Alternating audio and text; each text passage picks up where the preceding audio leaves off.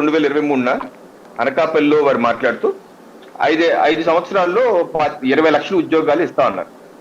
అదేంటంటే నేను వచ్చిన 100 రోజుల్లోనే నేను నన్ను అధికారం తీసుకురండి, వచ్చిన 100 రోజుల్లోనే విశాఖలో ముబ్బడిగా కంపెనీస్ తీసుకొచ్చి మీ అందరికీ ఉద్యోగాలు ఇస్తాను అన్నారు.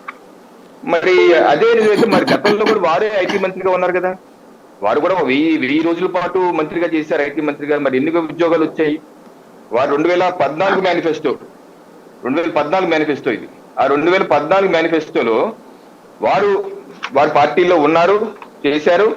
వారి యొక్క యువతకి ఇచ్చినటువంటి హామీ ఇంటికో ఉద్యోగం పేజ్ నెంబర్ 18 లో 18 and 19 పేజ్ నెంబర్ 18 and 19 లో అన్నారు కదా, ఇంటికో ఉద్యోగం ఇస్తాను, అలాగే ఇవ్వలేకపోతే నిరుద్యోగ యువతకి 1000 నుండి 2000 వరకు నిరుద్యోగ భృతి కల్పిస్తాము, అలాగే కళాశాల విద్యార్థులకు ఉచితంగా ట్యాబ్లెట్లు కంప్యూటర్లు అందిస్తాము, అలాగే జాబ్ క్యాలెండర్ గురించి కూడా అన్నారు.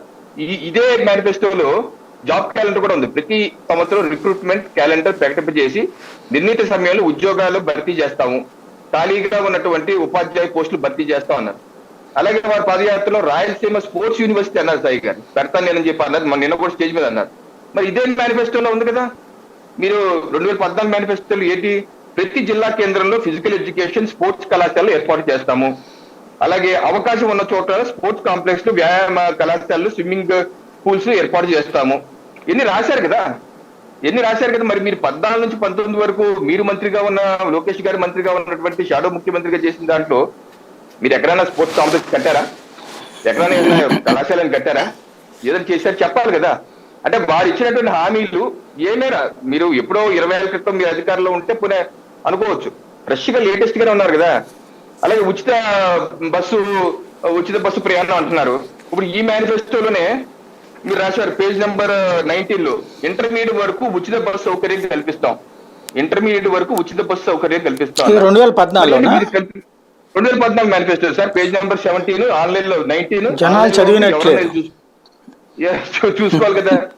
అలాగే ఇప్పుడు మీరు గ్యాస్ అన్నారు, ఉచిత గ్యాస్ 3 గ్యాస్లు ఇస్తా ఉన్నారు. దీనిలో రాశారు 1000 రూపాయలు ఇది ఆధార్ కార్డు లింకప్ చేసి మహిళలకి పేజ్ నెంబర్